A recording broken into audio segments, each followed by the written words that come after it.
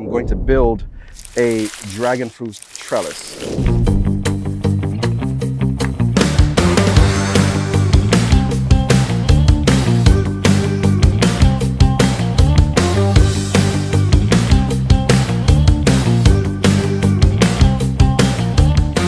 I have a yellow dragon fruit that's been producing on that side of the yard, and I like to plan for the future in case that one decides that it's going to end its life at some point. I have a fresh one growing somewhere else, so that way I always have it. So in this pot, we're going to be building a trellis for the dragon fruit, and all I have here is a couple 2x4s. Actually a few 2x4s. This one was just a free one that I got from Home Depot. And this is what I'm going to use to build the top of it. These other pieces are going to be using for the base as well as the main stem that the dragon fruit is going to climb. So let's get started. First thing I'm going to do is measure how the circumference or the radius of this pot here. We got about 15.5 inches. First thing I do is I think about how tall do I want to have my trellis. Now, this is a little controversial because that one, when I built it a couple years ago, I did it about 6.5 feet tall. It took a very long time for the dragon fruit to climb up to do its signature curve down before it starts producing flowers. So the second one I built a little bit shorter. I built that one about 3.5, 4 feet, which is on the other side of the pool over here. So this one I'm going to do the same thing, maybe in between. So I get my 2x4, I place in the middle of the pot, and I get a measurement. I don't think I'm going to be building this over 4 feet or anything like that. So, well, maybe I lied. 4.5 feet is where I'm going to put this one. So just about there, about chest height. 4.5 feet, and I'm going to go ahead and build a ring around it. So we're going to measure 4.5 feet. I'm going to show you guys what I do to build a base around this 2x4 to help with the support, because once we add the dirt and the fruit, actual dragon fruit cactus starts to grow, it's going to need some type of support. So I'm going to show you guys this in a second. Cut.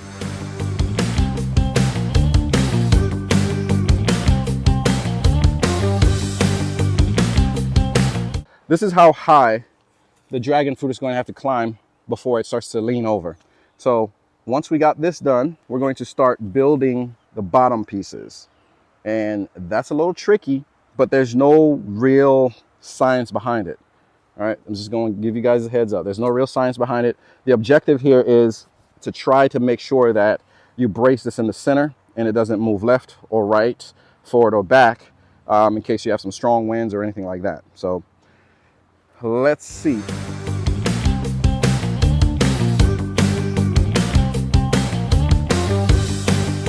So what I'm doing pretty much is I'm going to be building what looks more like a star pattern. So I'm going to put a piece of wood here. I'm going to put one going from this side in this direction. Then I'm going to put one coming this way. So it's going to be 3 pieces of wood, starting with this one. Let's see, am I even close? Sure am. I'm going to use these L brackets so what I'm doing is I'm trying to make sure I'm aiming for the middle of this 2x4. So that way I have as much of it biting. All right, let's get a couple more screws in here. And now we can add our piece.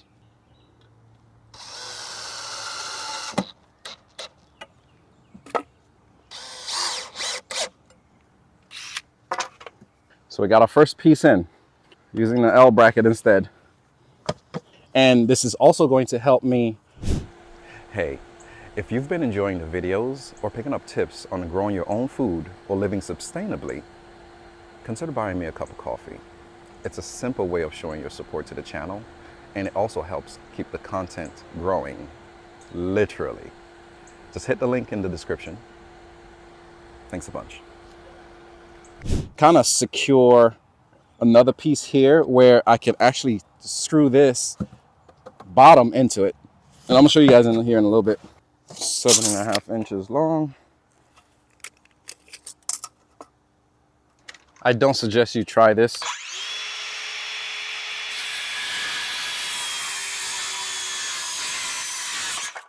Sometimes I do it just to save time, but don't do that, all right? You want to put it on a space where you can actually control everything. I'm just used to this machine, so that's why I do it that way, but be safe, guys. I know my screw is not going to go all the way through the wood. I'm going to use this bracket as well on this end. Let's see what is the best option. Get that secured. All right, so phone's dead, so moving on to a different device. But this is what it's going to look like once we get it everything put together. As you can see, this is going to be nice and secure, back and forth, left and right, forward and back. And each one of these pieces on the bottom are a different length. So once it's all said and done and we add dirt to here, this is going to be a very stable piece of wood that the actual dragon fruit can climb up before it does its turn. So we're going to get everything buttoned up. Then we're going to actually create the actual top of the trellis that the dragon fruit is going to be leaning from up and over before it starts fruiting. So give me a second here. We're going to get started on that. All right, so we're building the crown, I guess you would call it, that goes around the top of the trellis.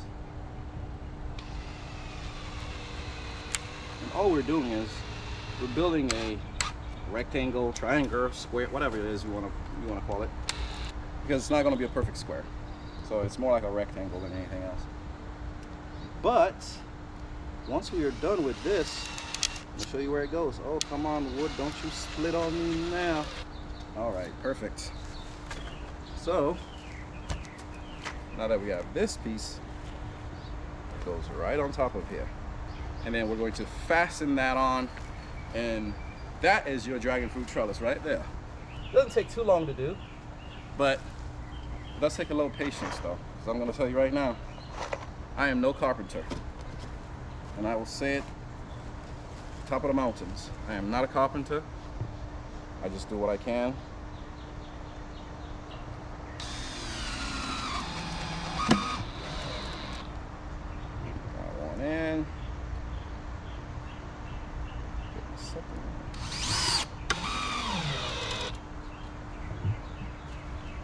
Then I always put a few extras. You see how it's leaning like that?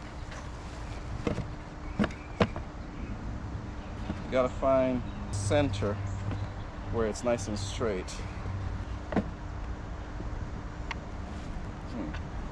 feel like there could be a couple more screws added to the bottom of this just to make it steady. So pretty much this is what it looks like out of the container. You have your top half on this side, and then this is the bottom. And then once you add all the dirt and everything, it's going to put more pressure on the bottom. Oop, almost got myself. That's the reason why I'm putting something on the bottom. What I'm doing right now is I am getting some screws through the bottom to attach this to the actual pot, because I don't want this to move around.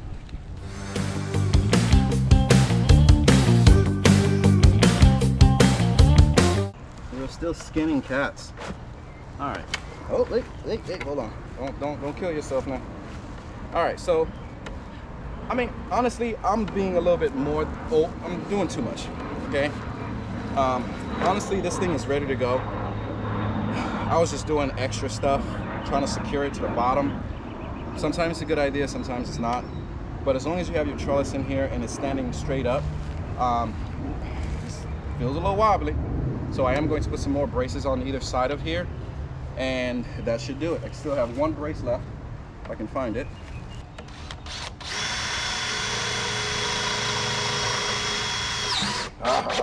Yes. I'm just gonna put one screw through here at the very top. With that brace being on there and the dirt being in there, everything should be nice and steady. So there's a dragon fruit trellis. Now we just gotta add dirt, and we add our dragon fruit to it, and just let it grow. Ouch, ouch, ouch. Okay, so we have this cactus that we're adding. It's been sitting over there in a container, waiting for the roots to develop, and you can see it has plenty of roots now. So before I put it in the ground, first thing I'm going to do is I'm going to make sure it's got plenty of water in the roots. This is some rainwater I've been saving specifically for these things.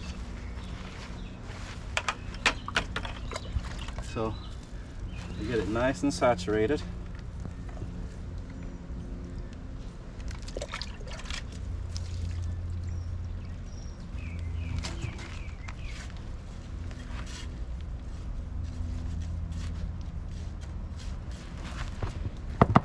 And of course, a little biochar. A little more water. Mix that in.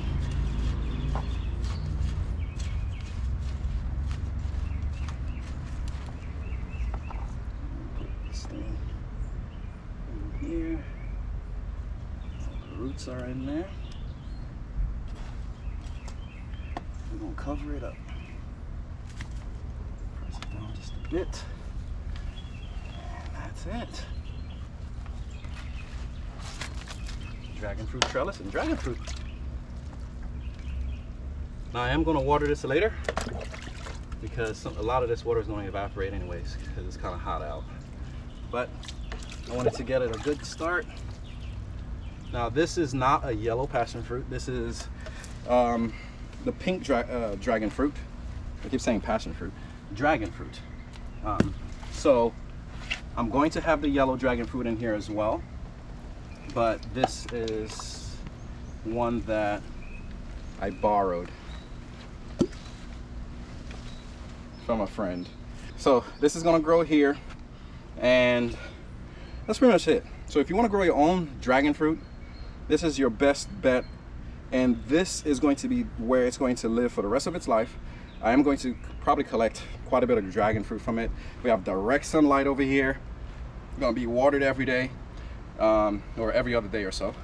So if you have learned something from this, do not forget to like, subscribe, and follow me for more. If you have any questions, comments, go ahead and put it in the comment section below.